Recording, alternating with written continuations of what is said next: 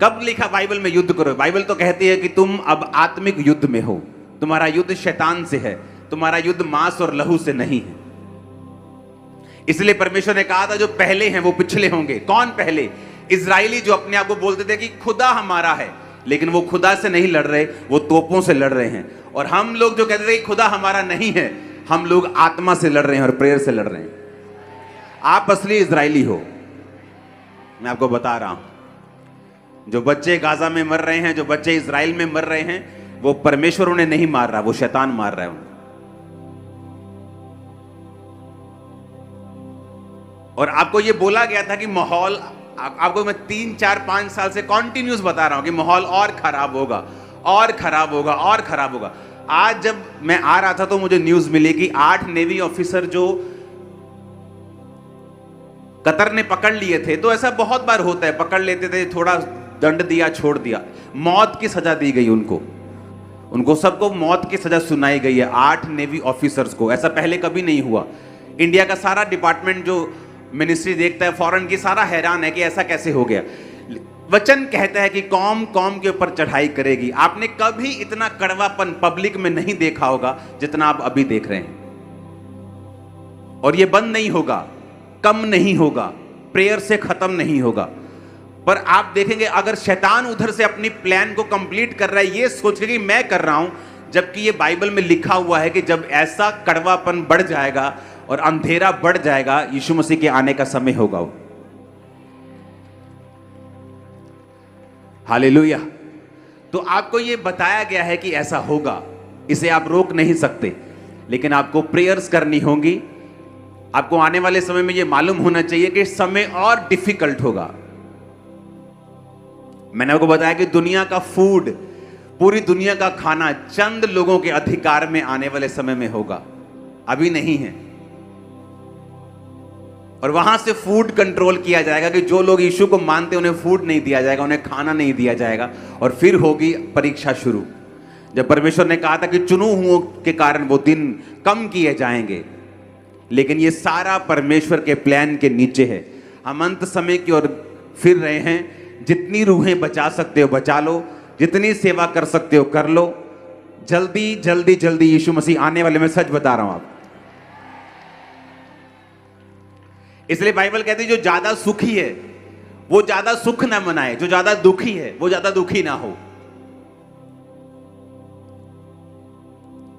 जिसके पास बहुत कुछ है वो ज्यादा सोचे नहीं, जिसके पास नहीं है वो रोए नहीं, क्योंकि बाइबल कहती है संसार का अंत जो है वो आने वाला है। अब गाजा में के हाल देखो क्या है, मिसाइल में मिसाइल, रॉकेट्स पे रॉकेट्स, हॉस्पिटल्स के ऊपर रॉकेट, उनके बच्चों के ऊपर रॉकेट्स। क्या आपको लगता है परमेश्वर कर रहा है? परमेश्वर उस इजराइल के साथ नहीं है जो आप समझते हैं। लेकिन बाइबल में हमें इजराइल के लिए प्रार्थना करने के लिए बोला गया, क्योंकि इजराइल जब हम बोलते हैं तो परमेश्वर की निगाह में वो याकूब का घराना है, वो यहूदी लोग हैं, वो परमेश्वर के लोग हैं जो पूरी तरह से परमेश्वर में चलते हैं। आमीन। ना कि किसी जगह का नाम। हालेलुया।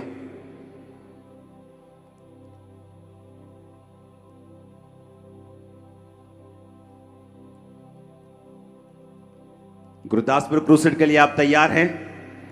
मेरा बिलीव है कि जैसे जैसे जो डिलीवरेंस वीक्स हैं वो अपने समाप्ति टाइम की ओर आ रहे हैं, क्योंकि गुरदासपुर मीटिंग होगी नाइट की, उसके बाद जो वीरवार आएगा, अगला वीरवार, यहां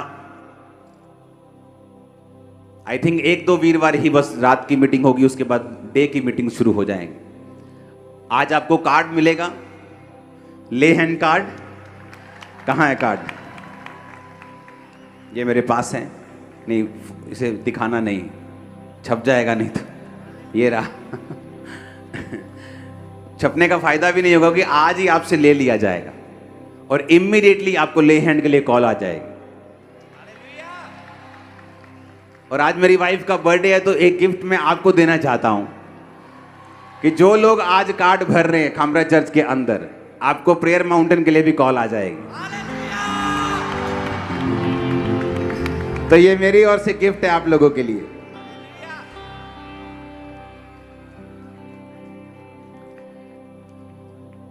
कलीसिया मेरी मैरिज के लिए बहुत प्रेयर करती थी, जब मुझे आपकी प्रेयर से अच्छी वाइफ मिले तो मैं आपको गिफ्ट वापस कर रहा हूं कि आप लोग जो कार्ड भरेंगे, ले हैंड तो आपका होगा ही होगा, प्रेयर माउंटेन भी आप जाएंगे उसी कार्ड के साथ। पर ये offer, this offer is not available on Sunday, only Thursday. आज संडे देखेंगे क्या करना है, सिर्फ आज के लिए ये ऑफर अवेलेबल है। सरप्राइज ऑफर जो चर्च में आ चुके हैं, खामरा चर्च के अंदर। और पीछे अभी लॉक कर दो, नहीं तो सब आ जाएंगे ऑनलाइन सुनने वाले, भागेंगे चर्च में। हालेलुया। तो आज मैं सीधा प्रेयर माउंटेन से आ रहा हूं। ये न्यूज जब मैं देख रहा हूं, ये चीजें जब मैं देख रहा हूं, मैं आपको एक चीज बताना चाहता हूं। परमेश्वर इस समय लास्ट पॉइंट पे है। सब जगह आप देख रहे हैं मिरेकल्स हो रहे हैं, हीलिंग्स हो रही हैं, रूहें बच रही हैं। रीजन क्या? ये लास्ट फसल है जो परमेश्वर काट रहे हैं। और मैं आपको एक और चीज बताता हूं, इस लास्ट टाइम में आप लोग बहुत अधिक ब्लेस्ड होंगे। जितनी चीजें पहले की कलीसियाओं ने इमेजिन की हैं, जितनी चीजें पहले के पास्टर्स ने इमेजिन की हैं कि हमारे साथ हो, परमेश्वर ने मुझे बताया है। मैंने आपको इस सीजन से डिलीवरेंस मीटिंग शुरू होने से पहले बताया था कि ये चर्च डबल होने वाली है एकदम। आपने देखा क्या हुआ? ये कैमरा में आज की मीटिंग दिखाओ, सिंगल कैमरा में, एक ही फेस में। हाँ, ये थर्सडे मीटिंग है। सुनो मेरी बात, मैं आपको क्या बता रहा हूं। परमेश्वर ने बताया कि अब जो आप ग्रोथ अभी देख रहे हो और जो ग्रेटनेस देख रहे हो, परमेश्वर ने बताया कि आने वाले समय में जो ग्रेटनेस मैं देने जा रहा हूं चर्च को, आपने इमेजिन भी नहीं की होगी जो होने वाला है। और मैं आपको पहले बता रहा हूं जो होने वाला है। आपकी लाइफ में जो हीलिंग्स होने वाली हैं, जो डिलीवरेंस आप लेने वाले हैं, जो टेस्टिमनीज आपकी होंगी, आप इमेजिन भी नहीं, इतनी पावरफुल, इतनी बड़ी होंगी। और कई बार आप जो चाहते हैं वो नहीं होगा, जो परमेश्वर चाहता है और जिस टाइमिंग से चाहता है वो होगा। लेकिन आप क्या देखेंगे कि आपकी लाइफ में जो परमेश्वर का काम है वो बहुत अधिक बढ़ोतरी के साथ हो रहा है। मैं आपको सीधा प्रेयर माउंटेन से कोई सरमन देने के लिए 30 मिनट का आपको फॉर्मेलिटी करने के लिए मैं नहीं आया हूं। मैं आपको गॉड का हार्ट बता रहा हूं, दिल बता रहा हूं कि जब परमेश्वर इजराइल को, हमास तो चलो अलग ही तरह के लोग हैं, वो उनको हम क्या बोल सकते हैं। जब वो एक देश को देखता है, चाहे वो गाजा हो, बाइबल में साफ लिखा हुआ है गाजा एक ईंटों के ढेर में तब्दील हो जाएगा। अगर आप पढ़ें तो अश्कलोन के बारे में लिखा है। इसका मतलब ये नहीं है कि परमेश्वर उनसे नफरत करता है। इसका मतलब ये है कि उन्होंने ये चुना है। अब एक बंदा अगर अटैक करेगा तो दूसरा देश, आप ये मत समझो कि सब लोग स्पिरिचुअल बैठे हैं कुर्सियों के ऊपर, चाहे वो परमेश्वर को क्यों नहीं मानते। तो कई बार उनकी मजबूरी है उन पे अटैक करना। लेकिन क्या परमेश्वर ऐसा चाहता है? नहीं। परमेश्वर चाहता है हमारे युद्ध जो हैं वो घुटनों के ऊपर लड़े जाएं, प्रेयर्स के साथ लड़े जाएं, और खुदा आपकी ओर से लड़े, ना कि आप आपकी ओर से लड़े। आने वाले टाइम में, आने वाले समय में, जो मैं आपको बता रहा हूं, आने वाले समय में जो परमेश्वर आपकी लाइफ में करेगा ना, पर्सनल लाइफ को जिस तरह से आपकी ब्लेस करेगा, आपने सोचा भी नहीं।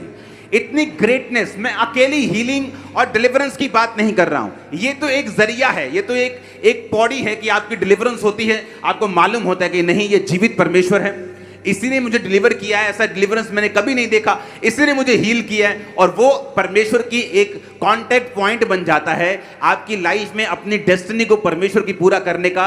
जो परमेश्वर ने योजना आपकी लाइफ में सोची है, आपको महानता में लेके जाने की, आपके द्वारा रूहों को बचाने की, फिर वो चीजें आपकी लाइफ में पूरी होनी शुरू होती है। मैं आपको फिर कह रहा हूं, परमेश्वर के मस्से के नीचे एक ग्रेट लाइफ जीने के लिए तैयार हो जाओ यीशु मसीह के नाम। जितने लोग, सुनो मेरी बात, सुनो, जितने लोग परमेश्वर के साथ बिल्कुल वफादार हैं, मैं आपको बता रहा हूं, इंटरनेट दुनिया का सबसे बड़ा धोखा देने वाली वस्तु है। अगर मैं आपको बता रहा हूं, आप स्पिरिचुअल भी होंगे तो भी आपको धोखा दे देगा ये। एक अच्छे भले नाम वाले पास्टर को मैंने उस दिन सुना, वो बोल रहा था कि शराब पीना पाप नहीं है, क्योंकि जब आपने पीनी होती है आपके लिए फिर वो पाप नहीं रहता।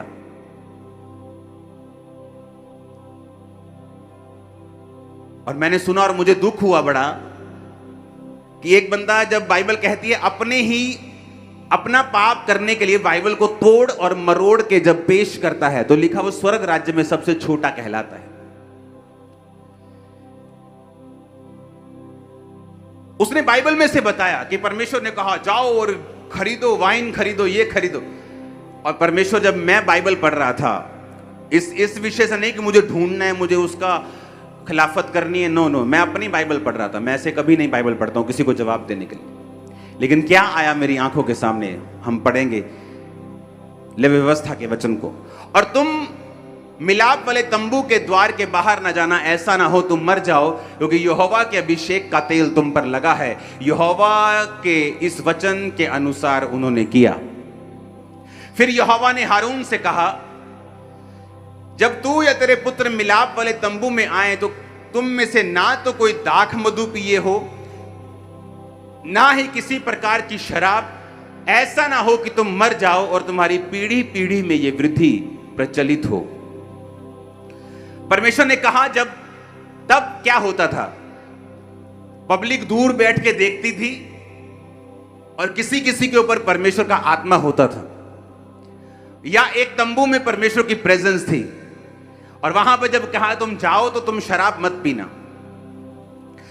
आज याजकों को परमेश्वर ने कहा, और प्रकाशित वाक्य 1 उसकी 5 और 6 के अनुसार जब नया नियम आप पढ़ते हैं, यीशु मसीह की ओर से जो विश्वास योग्य साक्षी और मरे हुओं में से जी उठने में पहलोठा, पृथ्वी के राजाओं का हाकिम है, तुम्हें अनुग्रह और शांति मिलती रहे। मैं इंग्लिश में पढ़ूंगा, he hath made us kings and priest. उसने कहा उसने तुम्हें राजा और याजक बनाया। कौन सा याजक? जो हारून के बेटे याजक बने थे। और याजकों को कहा गया था कि जब तुम तंबू में जाना, प्रभु की प्रेजेंस में, किसी प्रकार का नशा मत करना, ताकि तुम शुद्ध और अशुद्ध दोनों में भेद कर सको।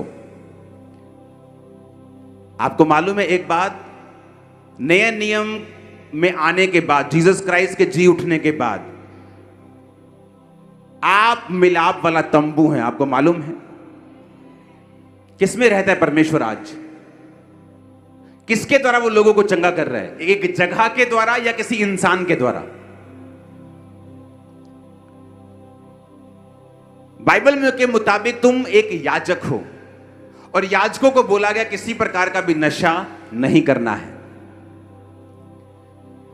और जब आप नए नियम के याजक हैं और आप में अब परमेश्वर का आत्मा उतरता नहीं है, कि जब परमेश्वर का आत्मा उतरे, जब तुम उसकी हुजूरी में जाओ तो शराब मत पीना, बाकी पीते रहना। अब बाइबल कहती है वो तुम्हारे अंदर रहता है पवित्र आत्मा के रूप में। जब परमेश्वर तुम्हारे अंदर आ गया और सदा के लिए आ गया, अब वो पुराने नियम की तरह प्रॉफिट्स के ऊपर काम करने के लिए उतरता और बाद में चला जाता नहीं है। अब वो तुम्हारे अंदर ठहरा रहता है। तो परमेश्वर ने कहा तुम्हारी पीढ़ी पीढ़ी में यह वृद्धि प्रचलित हो, कि जब तुम परमेश्वर के मिलाप वाले तंबू में आओ, जब तुम उसकी प्रेजेंस में आ जाओ, किसी भी प्रकार का नशा मत करो। हालेलुया। आपकी डिलीवरेंस और आपके बीच में सिर्फ एक ही चीज का फर्क है, वो है शरीर के काम। जब आप शरीर के कामों को त्याग देते हैं, आप नशे को त्यागते हैं, आप तंबाकू को, आप बीड़ी को, सिगरेट को, गंदी चीजों को, आप निंदा को, चुगली को जब त्याग देते हैं, तो आप शरीर के कामों से अलग हो जाते हैं। और फिर परमेश्वर की आत्मा के पास समय और एक रीजन होता है कि वो आपकी लाइफ को छू कर आपको डिलीवर कर सके और आपको अगले लेवल के लिए तैयार कर सके। कितने इन बातों को समझ रहे हैं? उसने कहा तुम एक याजक हो। हारून के बेटे याजक थे, लेकिन नए नियम में परमेश्वर ने कहा कि वो जी उठने में पहलोठा है, और उसने तुम्हें राजा भी बनाया है और याजक भी बनाया है। अब तुम एक याजक हो, इसी प्रकार तुम भी किसी प्रकार का मद, किसी प्रकार का दाखरस तुम मत पीना, ऐसा ना हो। अगली आयत में पढ़ेंगे कि तुम पवित्र और अपवित्र और शुद्ध और अशुद्ध में अंतर कर सको। Hallelujah, hallelujah.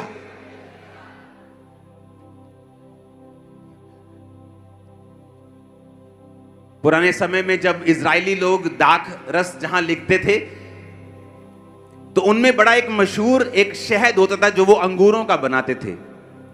अंगूर के रस को उबाल उबाल कर जब तक वो एक जेली के रूप में या एक बहुत ही कम ग्रेवी के रूप में नहीं रह जाता, तब तक उसको उबालते थे, और उन सारे रस को उबाल कर वो स्टोर कर लेते थे, और उसके बाद उसमें पानी डालकर एक शरबत की तरह उसे पिया जाता था।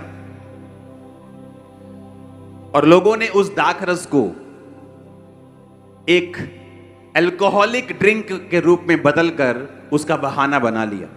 क्योंकि पाप, बाइबल लिखती है कि द्वार पर ही खड़ा रहता है। जिसको पाप करना है वो बहाना ढूंढ लेगा, व्यभिचार का भी ढूंढ लेगा, वो नशे करने का भी ढूंढ लेगा, चोरी करने का भी ढूंढ लेगा। और जिसको मालूम है कि ये शैतान का एक ट्रैप है मेरी ब्लेसिंग्स पर स्टॉप देने के लिए, मुझे उन चीजों से अंधा करने के लिए जहां पर परमेश्वर चाहता है कि मैं देखूं और आगे बढ़ूं अपनी लाइफ में। इसलिए मैंने कहा आपके और आपकी हीलिंग के बीच में शरीर के कामों का ही अंतर है।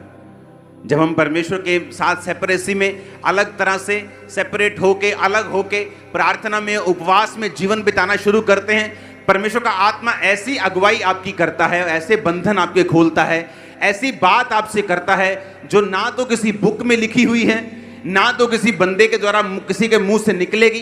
इसलिए वचन कहता है कि जो किसी के चित्त में नहीं चढ़ी, जो किसी आंख ने नहीं देखी, जो किसी कान ने नहीं सुनी, जो परमेश्वर ने अपने प्रेम रखने वालों के लिए तैयार की हैं। मेरे लिए क्या था? मेरे लिए मेरी मेरी मेरी लाइफ थी, मेरी रेवलेशन थी मिनिस्ट्री में कैसे आगे बढ़ना है। क्योंकि जो पॉल योंगिचो ने किया, जब मैंने किया तो मुझे फायदा नहीं हुआ। उन्होंने केरसल बनाए घर घर, जब मैंने कोशिश की तो मुझे फायदा नहीं हुआ। मुझे समझ आ गई कि नहीं, मुझे आज के टाइम का रेवलेशन चाहिए जो खुदा ने कहा कि जो किसी इंसान के चित्त में नहीं चढ़ी, जो आंख ने नहीं देखी, कान ने नहीं सुनी, जो खुदा ने अपने प्रेम करने वालों के लिए रखे, जो भेद ऐसे जो सिर्फ आपके लिए तैयार किए गए हैं, आपके परिवार के लिए, आपके बिजनेस को कैसे चलाना है, अपनी सेहत को कैसे अच्छे करना है। जब मैंने परमेश्वर की प्रेजेंस में जाकर समझा कि परमेश्वर ने वो मेरे लिए रेडी किए हैं और मुझे खुद खोजना पड़ेगा क्योंकि मेरी कॉलिंग बड़ी है, तो आज आप देख सकते हो जो चर्च है वो 100 ब्रांचेस की ओर जा रही है। हर ब्रांच फिल है, खुदा की आग से भरी हुई है, लोग बच रहे हैं, रूहें बच रही हैं, क्योंकि परमेश्वर ने कहा मैं वो चीजें तुम्हें दूंगा जो किसी कान ने नहीं सुनी, जो फ्रेश होंगी, आपके लिए होंगी, किसी के चित्त में नहीं चढ़ी। इसलिए जो लोग प्रभु से प्यार करते हैं और जो खुद परमेश्वर के रेवलेशन से चलते हैं, आप देखें मोस्टली मिनिस्ट्रीज उन्हीं को फॉलो करती हैं। उनकी अपनी कोई रेवलेशन नहीं, वो देखती हैं जो रेवलेशन वाली मिनिस्ट्री वो क्या कर रही है, जो वो कर रही है उसे फॉलो करते जाओ, वो ब्लेस हो रही, हम भी ब्लेस होते जाएं। क्योंकि परमेश्वर ने ऐसा कहा है बाइबल में, आपके बिजनेस के लिए, आपके घर के लिए, आपकी सेहत के लिए, आपके कैरियर के लिए, आपके फ्यूचर के लिए परमेश्वर ने कुछ गाइडेंस रखी है।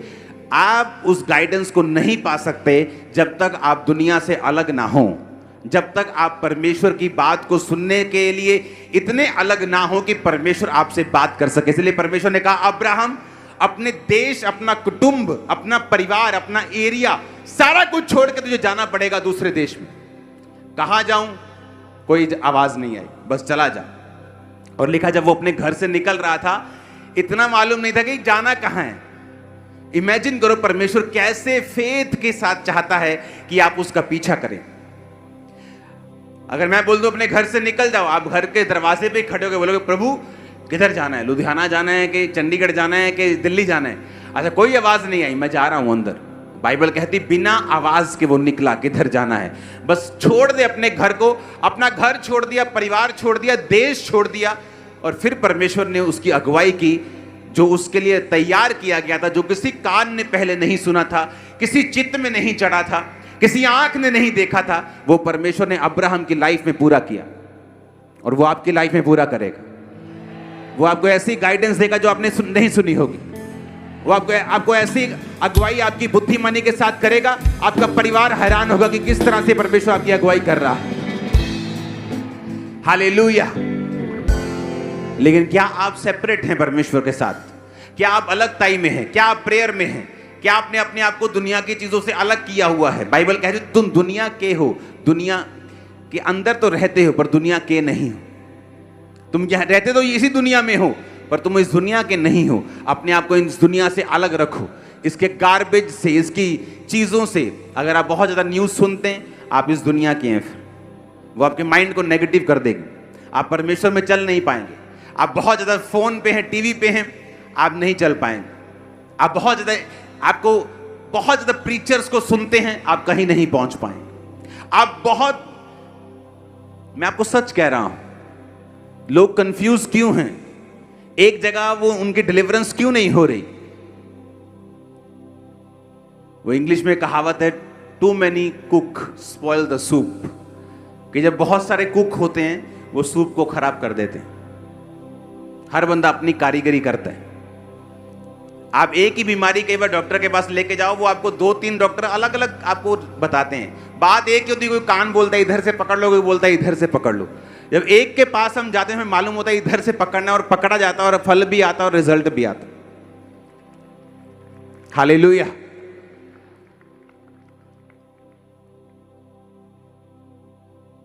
अपने आप को ऐसा बनाओ कि परमेश्वर आपको गाइड करे, ये समझते हुए कि दुनिया जिस दिशा की ओर जा रही है, आपको पूरा पक्का मालूम होना चाहिए कि ये सारे युद्ध की ओर जा रहे हैं, लास्ट लड़ाई की ओर जा रहे हैं, फाइनल फाइट की ओर जा रहे हैं, और ये अभी नहीं होगी,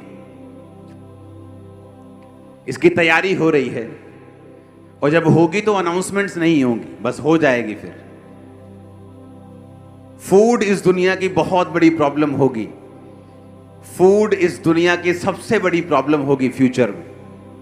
मैंने आपको बताया हुआ है, एक टाइम आएगा दुनिया के बड़े बड़े देशों की करेंसियां सड़कों पे रुल रही होंगी, उनकी वैल्यू खत्म हो जाएगी।